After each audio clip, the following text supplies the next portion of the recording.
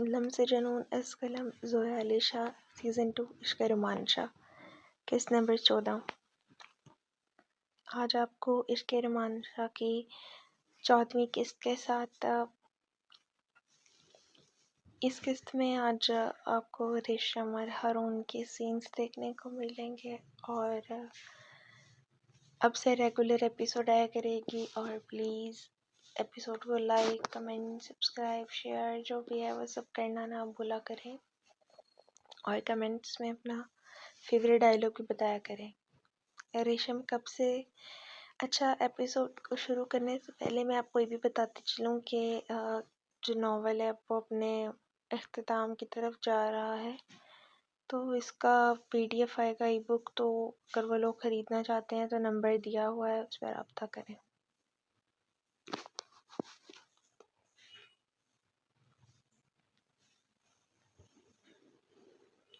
रेशम कब से घर पहुंच चुकी थी मगर हारून अभी तक घर नहीं पहुंचा था। रेशम को फिक्र होने लगी थी, हारून का फ़ोन नहीं बन जा रहा था। हारून ने कहा था कि उसे पहुंचने से पहले पहुंच जाएगा, मगर अब तो घर नहीं आया। तकरीबन 4 घंटे गुजर गए थे मगर हारून का कोई अता पता नहीं था, सिवाय इसके इसका कोई भी नहीं था। हारून के सिवा इसका कोई भी नहीं था। इस दिल में तरह तरह के ख्याल आ रहे थे। हारून तक ही जाते हुए रेशम को अपने जिन दोस्तों के यहाँ छोड़ कर गया था। रेशम इसकी वाइफ को फ़ोन करके भी इसके बारे में पूछ चुकी थी, मगर इनको हारून के बारे में कुछ नहीं पता था। रेशम की परेशानी बढ़ने लगी थी, इसे कुछ समझ नहीं आ रहा था वो हारून के बारे में किससे पता लगाए। अभी तो खुशियों का आगाज़ नहीं हुआ था, इसके दिल में अजीब से वसवसे पैदा हो रहे थे। हारून के दोस्त ने कहा था, वाइफ ने कहा था कि वो हारून को ढूंढने की कोशिश करते हैं, जैसे ही पता चलेगा फ़ोन करके आगाह कर देंगे, मगर अभी तक इनका कोई फ़ोन नहीं आया था। मतलब हारून का कोई पता नहीं चल सका था। कहते हैं जब कोई सहारा ना हो तो इस वक्त रब की ज़ात आपका सहारा होती है। खुदा अपने बंदों को कभी भी सहारा नहीं छोड़ता, तो बंदा हर मुश्किल के वक्त में रब को याद करता है। रेशम वज़ू करती हुई जाए अपने रब की बारगाह में मुसल्ला लिए खड़ी 2 रकत नवाफिल अदा कर रही थी। 2 नवाफिल अदा करते पहले दाएं और बाएं जानब सलाम फेरा, तो बाएं जानब हाथ रख दुआ की। अब दुआ हाथ उठाए हुए थे, हारून की सलामती की दुआएं मांगते इसकी आंखों से आंसू गिरने लगे। दुआ मशगूल थी जब तेजी से डोरबेल की आवाज़ हुई। जल्दी से उठती दरवाजे की जानब भागी। पता नहीं कि उसके दिल गवाही दे रहा था कि हारून आया। दरवाज़ा खोलते उसके अंदर सामने हारून पड़ी। इसके माथे पर लगी ड्रेसिंग पट्टी साफ पता लगी थी हारून का एक्सीडेंट हुआ। रेशम देखे हारून की सीने लगती जोर जोर से रोने लगी। रेशम बिल्कुल ठीक हो, मेरे देखो रेशम प्लीज़ चुप हो जाओ। हारून अपनी बाहों में कसते हुए रेशम सर पर लब रखते हुए प्यार से चूमते हुए बोल रहा था, कहाँ गए थे आप, क्या हुआ है आपको, आप नहीं जानते मैं कितना डर गई थी। वो चेहरा ऊपर उठाए हुए सवाल पर सवाल कर रही थी। सॉरी, मेरी वजह से तुम्हें तकलीफ हुई। रिलैक्स हो जाओ, मैं बिल्कुल ठीक हूँ, आराम से बैठो, सब बताता हूँ, पहले वजू करो, तुम्हारा रोना मुझे बहुत तकलीफ दे रहा है। अपने हाथों से हारून की आंसू को साफ करा था। पहले बताएं आपके सर पर चोट कैसे लगी, क्या हुआ है। छोटा सा एक्सीडेंट हो गया था। कैसे एक्सीडेंट हो गया था, आप इतने लापरवाह कैसे हो गए, क्यों आपने अपनी फिक्र नहीं, गाड़ी ध्यान से चलानी चाहिए थी ना। आप नहीं जानते कि आपके सिवा मेरा कोई नहीं है, अगर आपको कुछ हो जाता तो मैं क्या करती। बच्चों की तरह रोते हारून के सीने में सर छुपाए हुए थे। रेशम की तरफ देखकर हारून के लबों पर मुस्कुराहट फैल गई। हारून को अंदाजा ही नहीं था रेशम उसको इतना चाहने लगी है। कुछ हुआ तो नहीं ना, देखो तुम्हारी दुआएं मुझे वापस ले आई। अल्लाह का शुक्र है बिल्कुल सही सलामत तुम्हारे सामने हो, मगर तुम्हारा ये रोना मेरी मौत का सबब बन सकता है। हारून अगर दोबारा अपने मरने मराने की बातें की तो कसम से आपसे झगड़ा करके हमेशा के लिए आपसे दूर चली जाऊंगी। सॉरी, आइंदा ऐसी बात अपने मुंह से निकाल लूंगा। खबरदार मुझे छोड़ के जाने की बात की। अब तो जब तक हारून की सांसें चलेंगी तब तक आपको खुद से दूर नहीं जाने देगा। इतने प्यारे से शौहर को देखकर कोई बदकिस्मत ही होगी जो दूर जाना चाहेगी। मुझे आपसे दूर जाकर बदकिस्मत नहीं बनना, मुझे आपके साथ रहकर खुशकिस्मत बनना है। हारून के सीने पर को सर छुपाए हारून के लब खुशी से मुस्कुरा रहे थे। तुम खुद को क्या समझती हो, समझती क्या हो, तुम्हारी जरूरत कैसे हुई कि तुमने मुझे इनकार किया, तुम्हारी औकात क्या है। सुल्तान ने शाल को बालों से पकड़कर जमीन पर पटकते हुए चला है, मारे जितना मर्जी मारे, मगर अब वो नहीं होगा जो आप चाहते हैं। शाल भी अलग के बल चलाते हुए उसे रखते हुए पीछे जा रही थी। सुल्तान से डर लग रहा था, मगर अब वो सुल्तान के हाथों बेआबरू नहीं हो सकती। सुल्तान जो चाहता था इसे करने पे मुझे कोई नहीं रोक सकता। तुम आज जब तक जिंदा हो मेरे हाथों लुटना तुम्हारा मुकद्दर है। मैं देखता हूँ कैसे बचती हो। सुल्तान आगे बढ़ते उसके बालों को पकड़ते घसीटते हुए इस बेड पर लाकर पटक चुका था। छोड़ो मुझे, अपने बालों की दर्द से चिल्लाते इसकी मुट्ठी से बालों को छुड़वा रही थी। सुल्तान इतनी बेदर्दी से इसके बालों को खींचते हुए जैसे इसे जड़ से उखाड़ कर ही छोड़ेगा। तुम खुद को समझती क्या हो? तुम्हारी औकात क्या है? दो टकी घटिया लड़की तुम, बेवकूफ़ तुम। रोमांचा को पाने के ख्वाब देख रही हो? तुम इश्क में पागल होकर शायद भूल रही हो कि इसका स्टेटस क्या है। मुझे इसका शख्स से कोई लेना देना नहीं, मगर इसके बावजूद इसके बारे में तुम्हें क्लियर था। इस शख्स को अपनी जान से ज़्यादा प्यारी अपनी इज्जत है। जो शख्स की इज्जत की खातिर अपने बेटे का दांव पर लगा सकता है, खुद सोचो तुम जैसी लड़की को क्यों एक्सेप्ट करेगा। जो शख्स अपनी बीवी पर पड़ती हुई नज़रों बर्दाश्त नहीं कर सकती, तुम जैसे गंद को अपने घर क्यों रखेगा। शाल हैरानी से इसकी जानब देखते नजर सुल्तान जानता था कि शाल रोमांच से प्यार करती। ऐसे क्या देख रही हो? सुल्तान, साइकिल मेरा नाम है, उड़ती चिड़िया के पर गिनने की सलाहियत है। तुम कैसे सोच लिया हर रात में बिस्तर की ज़ीनत बनती हुई लड़की? दिल चाह रहा, क्या चाह रहा है मुझे नहीं पता, ठीक है अगर पता है तो अच्छी बात है। हाँ, मैं करती हूँ रोमांस से प्यार, अपनी जान से ज़्यादा मैं प्यार करती हूँ। मैं जैसी भी हूँ मुझे कबूल करे या नहीं मैं तुम्हारा मसला नहीं। आंखों में आंखें डालकर चलाओ मत कमज़ोर लड़की। मेरे टुकड़ों पर पल कर मुझे आंखें दिखा रही है। सुल्तान का भारी हाथ लहराते शाल की खाल पर जोरदार तमाचे लगाते उंगलियों के निशान छोड़ चुका था। दर्द की शिद्दत से इसकी आंखों से आंसू बह रहे थे, मगर भेड़िया से इंसान को इस पर रहम नहीं आ रहा था। वो रो रही थी, चिल्ला रही थी, खुद को छुड़वाने की कोशिश कर रही थी, मगर वो बेरहम था। एक बार फिर से शाल को अपनी हवस का निशाना बना रहा था। वो जानता था कि रोमांचक में बदने की रफ्तार है, मगर आज उसके मुंह से इतराफ सुनकर जैसे पागल हो चुका था। इसके जिस्म को जंगली कुत्ते की तरह नोचते हुए जुल्म की एक नई दास्तान लिख रहा था। शाल जैसी भी थी एक लड़की थी। एक मर्द को ये ज़ेब नहीं देता कि उसी औरत को बेआबरू करे। वो दरिंदगी दिखाकर गहरी सांसें लेता हुआ मुस्कुरा रहा था, दबी दबी सिसकियां लेती बेबसी से रो रही थी। राइम की अचानक आंख खुली तो उसने देखा इसकी आंख के पास नहीं है और बच्चों के साथ राइम भी नींद में चिड़चिड़ा सा होकर रोने लगा। मुलाजमा राइम के पास थे। राइम को प्यार चुप करवा के अपने रूम में आ चुके। तकरीबन 5 बजने वाले थे। फजर की अज़ान शुरू हो चुकी थी। मुझे मम्मा के पास जाना है। राइम ने रोने लगा। जी राइम बाबा, मैं अभी आपकी माँ को फ़ोन करती हूँ, आ जाए। आपको कोई काम है तो बताएं। नहीं, आप मम्मा को बुलाएं, मुझे मम्मा के पास जाना है। रोमांचा का जिद्दी बेटा भी बाप की तरह अड़ चुका था। मुलाजमा अच्छी तरह जानती कि राइम अमीर के पास जाकर चुप करेगा। मुलाजमा मीरा पर रोमांचा को तंग नहीं करना चाहती। मुलाजमा कोई और नहीं, ज़किया थी, जिसने रोमांचा को बचपन में देखा और इस अभी से बेटे के बचपन में देख रही थी। ज़किया घर के फर्द की तरह थी। अब तो ज़किया की उम्र भी होने लगी थी। ज़किया खुद काम करती नहीं थी, मगर सारे घर की निगरानी ज़किया के हाथों से होती थी।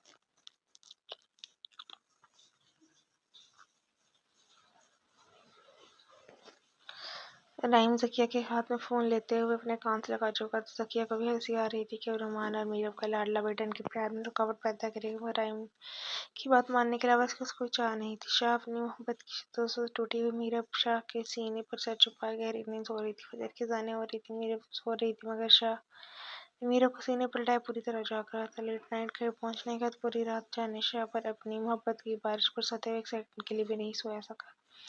फजर की अज़ानें होते सोने का सवाल ही पैदा नहीं होता। रोमांच या नमाज का पाबंद था। 5 वक्त की नमाज अदा किए बगैर नहीं सोता था। शाह मीरब को उठाने के बारे में सोच ही रहा था कि मीरब के मोबाइल पर आई हुई कॉल शाह को अपनी जानब मुतवज्जा किया।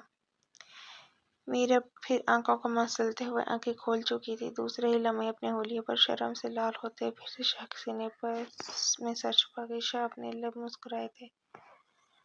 शाह का भारी हाथ मीरब के सर पर रखते बालों को प्यार से उंगलियां फेरते हुए मोहब्बत जता रहा था। दूसरे हाथ से फोन कान को लगाते हुए ज़किया से बात करने लगा। शाह को इस वक्त फिक्र लगा कोई ज़किया के नंबर पर ज़किया के लिए फ़ोन के शहजादे के।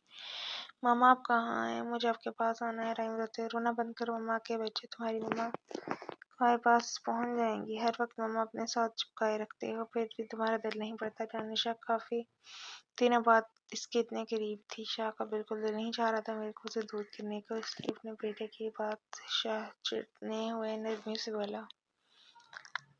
राइम और भी ऊंची आवाज में रोने लगा। मीरा ने जल्दी शाह के हाथ से फोन पकड़ कर, चुप करो मेरा बच्चा, मम्मा आ रही हैं, प्लीज आप रोए तो नहीं।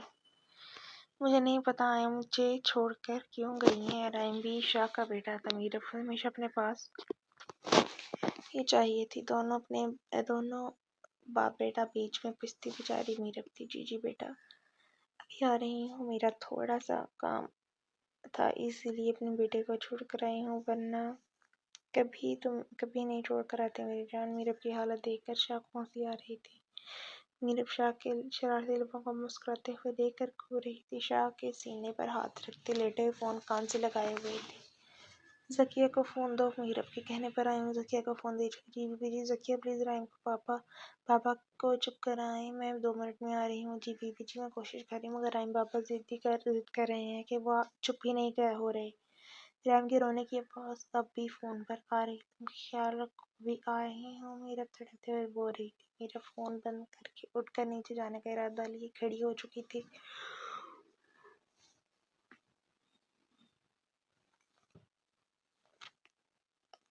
मीरा भी इस वक्त अपनी हुलिया भी भूल चुकी, जिसका ध्यान से बेटे की जान था। शाह इसकी कलाई पकड़कर और झटके से खींचकर इसे ऊपर गिरा चुका था। शाह प्लीज मुझे जाने दे, राइम रो रहा है।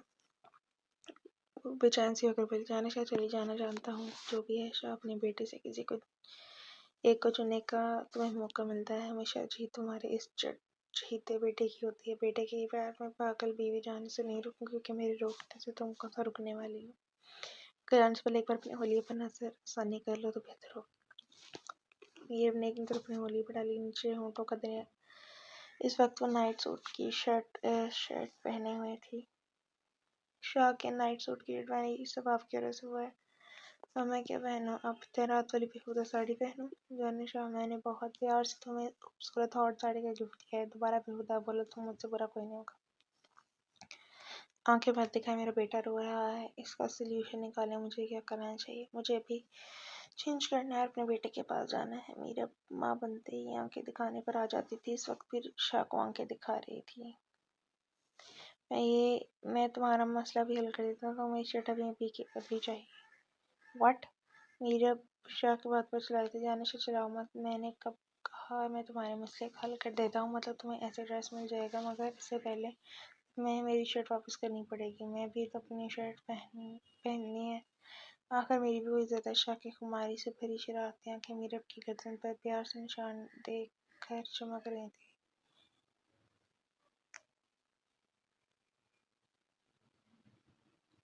शाह प्लीज, मैं आपकी शर्ट खा थोड़ी जाऊंगी, मैं चेंज करके शर्ट आपको वापस कर दूंगी। प्लीज आप मेरा ड्रेस किसी तरह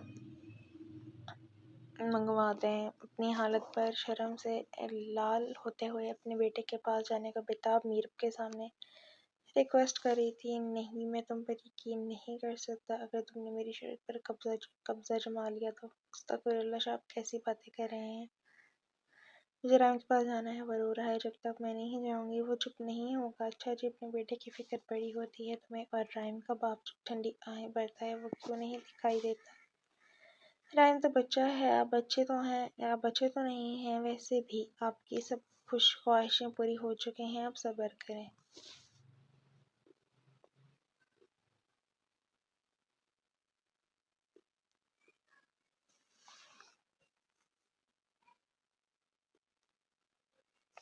अब एक काम करें, मुझे किसी ऐसे स्कूल में भर्ती करवाएं जहाँ मुझे पंजाबी बोलना सिखाया जाए। मैं सोच लिया है, सारे काम छोड़कर पहले मैं पंजाबी सीखूंगी। आपको पता नहीं, जब आप बातें मेरी समझ में आती हैं तो सारा दिन सोचती रहती हूँ शायद मुझे क्या भूल कर गए हैं।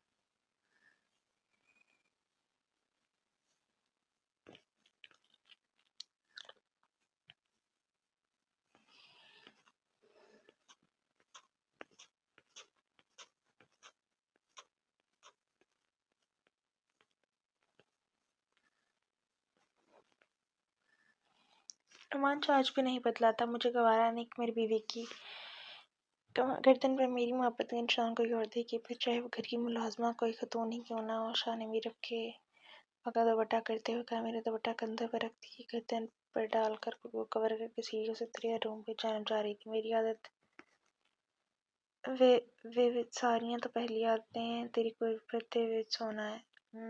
अब मुझे पंजाबी नहीं आती तो मैं ये वॉइस ओवर नहीं इधर वाला कर रही, आप ये खुद पढ़ लें।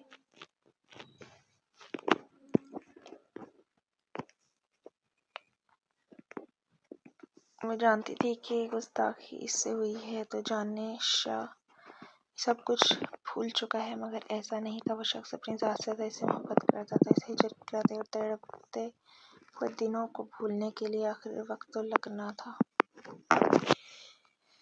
जी तो यहाँ पर मैं किस्त को एंड कर रही हूँ। इंशाल्लाह नेक्स्ट एपिसोड यहीं से शुरू होगा। उम्मीद है आपको पिछली तमाम एक साथ की तरह ये वाली किस्त भी पसंद आई होगी। लाइक कमेंट सब्सक्राइब शेयर करना ना भूलिएगा और अपना फेवरेट डायलॉग कमेंट में करिएगा। और कॉपीराइट रिस्ट्रिक्शन से आपका चैनल डिलीट हो सकता है, तो इस नॉवल को कॉपी करने की परमिशन नहीं है। अल्लाह हाफिज़।